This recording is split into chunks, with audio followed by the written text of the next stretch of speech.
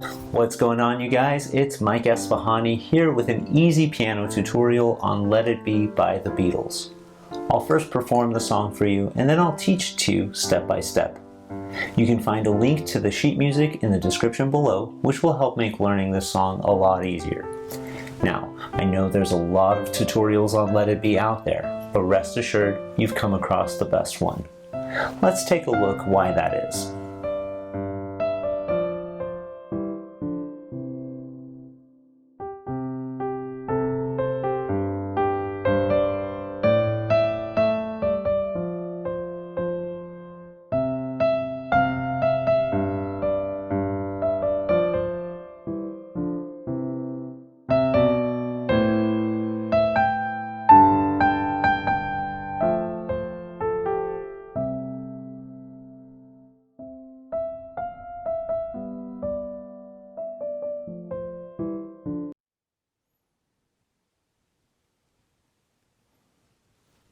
Don't forget to like and subscribe.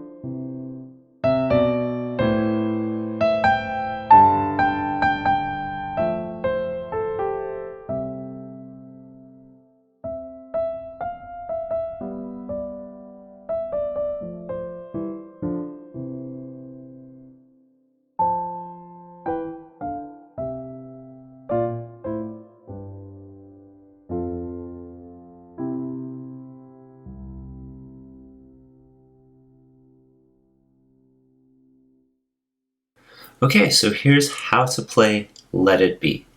So let's take a look at our right hand first. We're going to use our right hand finger numbers 1, 2, and 5 to create the opening chords of this piece.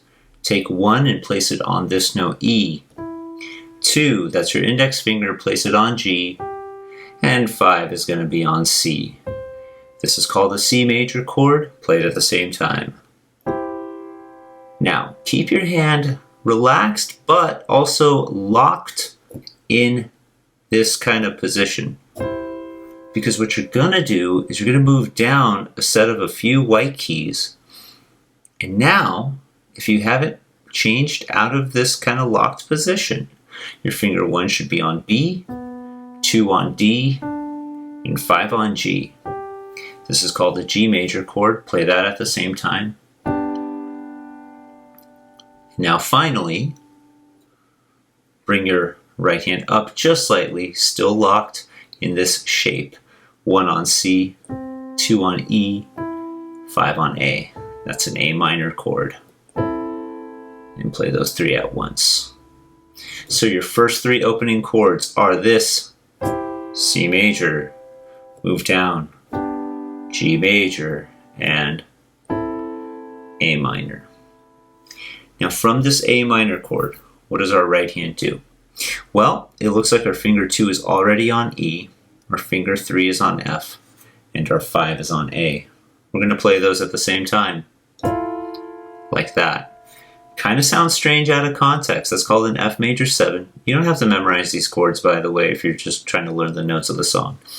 But we're going to take this, and then we're going to take that E down here. We're going to move it down to D to create a D minor chord.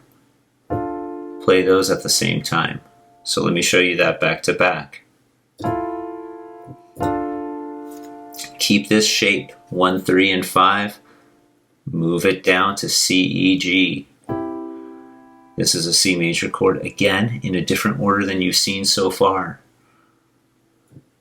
And then our G major chord, which we've already seen. So let's take a look at all those chords without stopping and without me talking. Here I go.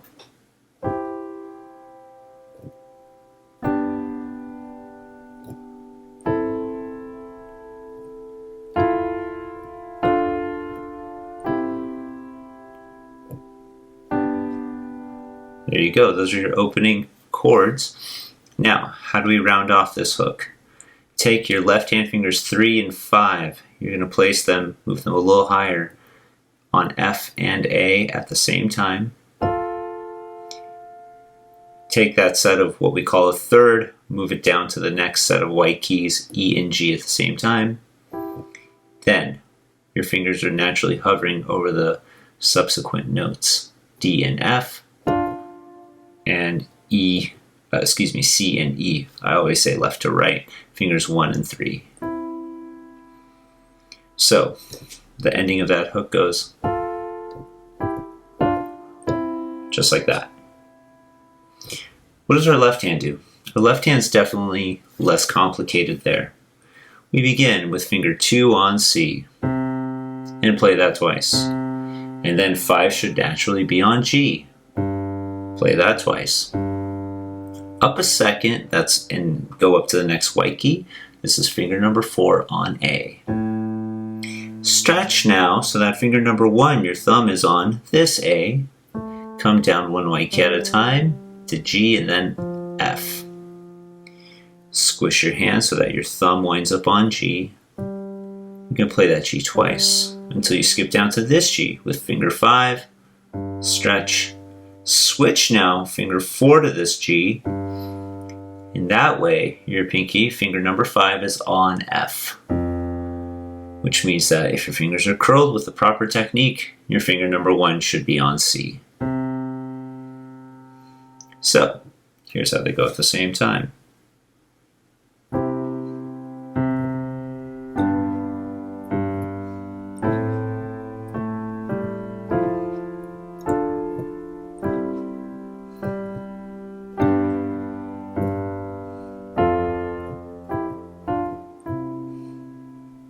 There you have it. The good news is that our left hand is going to repeat the same thing, or very close to the same thing, over and over again. Check out this first verse. The first verse's left hand goes, I'm going pretty quick, but this is all familiar to us. This is a little bit different, a little new. So let's talk about what's new there. Well, we start with finger 2 on the C, then 5, of course, on G, 4 on A. This is all review. Reach up to this A. Now, here we go. You got this F. Switch to finger number 2 on F. 5 now is naturally on C. Switch to finger number 2 on C. 5 is on G. Naturally, same G. Move finger 1 to this F here. And then big move. 3 on E, 1 on G. That's our left hand passage of the first verse. So, you know the song, I'm assuming that's why you're here. You want to learn it, so use the rhythm that you recognize from the song to help you with the right hand part. Because the right hand part is, of course, playing the vocal line. take your right hand finger 2 and place it on G. And you're going to play G 4 times like this. Just like that. After the 4th G, you're going to play A with finger 3. Reach down with finger 1 to E. 2 is still on G, should feel natural. Now, G one more time, but with finger 1, your thumb. Open your hand up. 2 is on C. Just like that. And then 4 is on E 3 times. Down to D with finger 3. Play that twice. Down to C with finger 2. And play that twice and hold it. That's just the first half of the first verse. Let's listen again.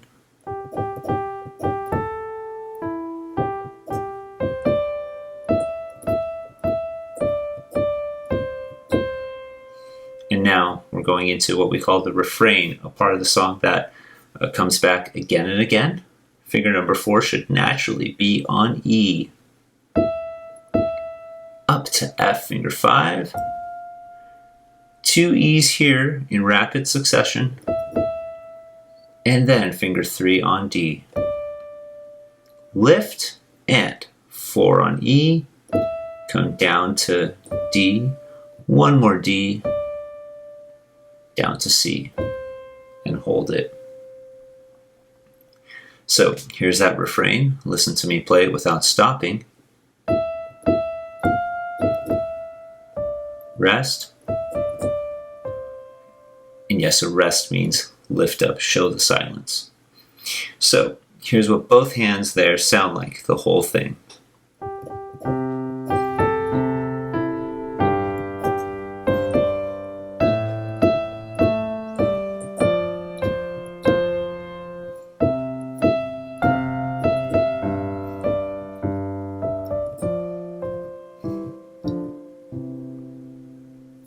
There you have it. Here's some even better news. In the next verse, the left hand's exactly the same. And the right hand has a little bit of a variation to what you've already seen, but it's not too bad. Let's just work on that right hand. I won't go into much more detail. We've got 2 on G again, 3 in a row. 3 on A, 5 on C. Then come down to this G. Now, 1 more G, except with finger number 1. This should be familiar to you. 2's on C, 3 on D, 1 more D, up to E, finger 4. 2 D's in rapid succession. Finger 2 on C. And we're back to our refrain. And a little different change in the ending of the refrain here. There's just 2 D's back to back. Well, no, I mean, it's the same thing, except that we get to the C a little sooner. Let's put our hands together there and hear what that sounds like. Again, the left hand is unchanged.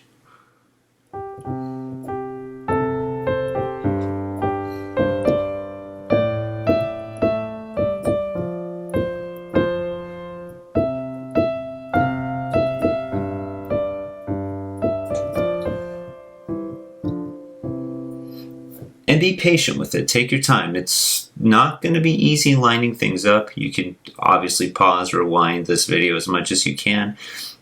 Even, use the settings to slow it down a bit. But see where things line up. It'll help you. Now, going into the chorus here, let's take a look at our right hand first. Finger number 3 should be on E. We're going to play E. Come down to D with 2 and 1. That's your thumb on C. It's very important that you open your hand up a little bit so that 2 winds up on E. 4 is on G. 5 is on A.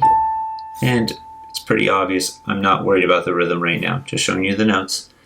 Down to G, finger 4. Another G and another G. Now, 2 should naturally be on E. skip the D and with finger 1 play C. Big cross over.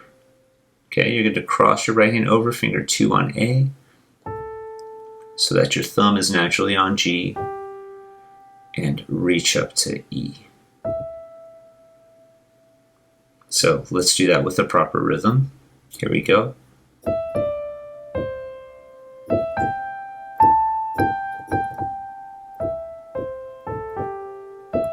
Just like that. And then guess what? The refrain comes back. 4 on E.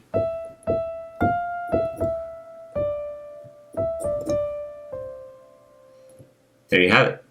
That's your refrain. So now your left hand in the chorus. Take your left hand finger 3, place it on C. We're going to come down to B now with finger 4. And now A and E at the same time. This is called a fifth. I'm making a fifth just so you can see the notes a little more clear. A and E. Keep your hand in that shape. Move it down to the next set of white keys. G and D. Now a little tricky here. You're going to jump up. Finger number 2, that's F. That's on F. And 1 should be on A. Play that at the same time.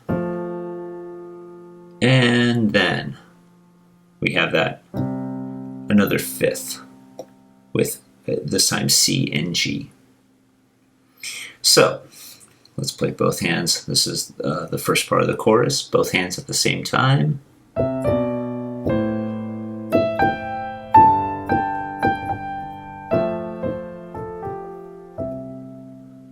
Now, in our refrain, unfortunately the left hand changes a bit here. It's not too bad. Our left hand, finger 1, plays C in the middle of the piano. Finger 4 should naturally be on G, 2 should naturally be on B. And then move, big move, 2 on F, 1 on A. And we're gonna move these thirds down collectively. So you'll notice that I'm just doing neighboring fingers. And that's a terrible technique. I'm doing that just to show you the notes. But here's that left hand without stopping. And then big move. And here's what this variation on the refrain sounds like with both hands.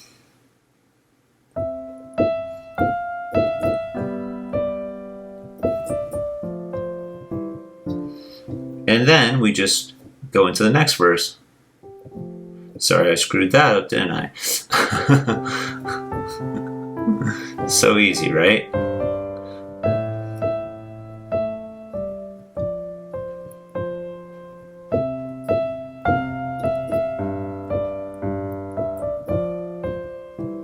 So we already know all of this.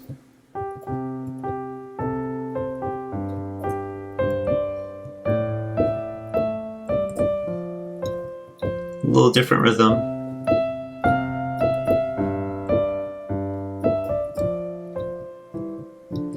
Here's our chorus again.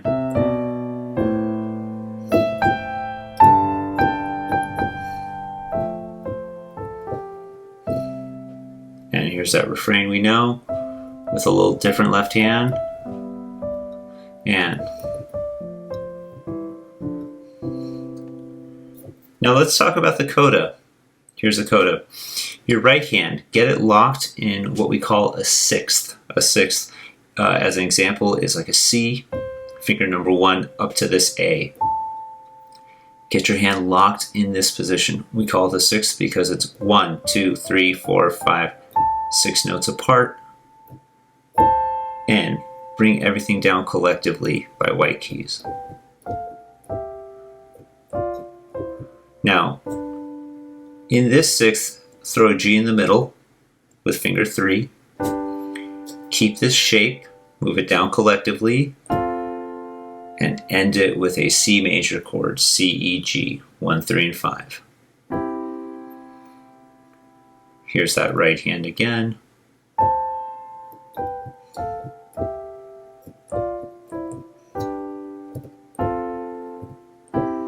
me do that one more time for you because my fingers slipped on a wrong note there.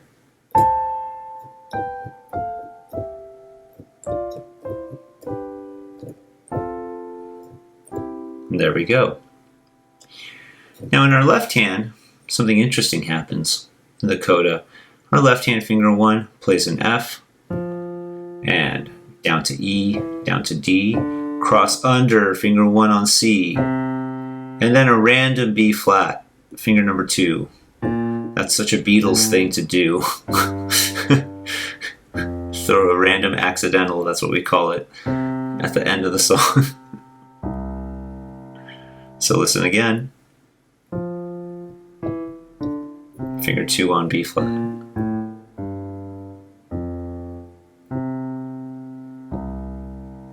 And here's what both hands sound like at the coda.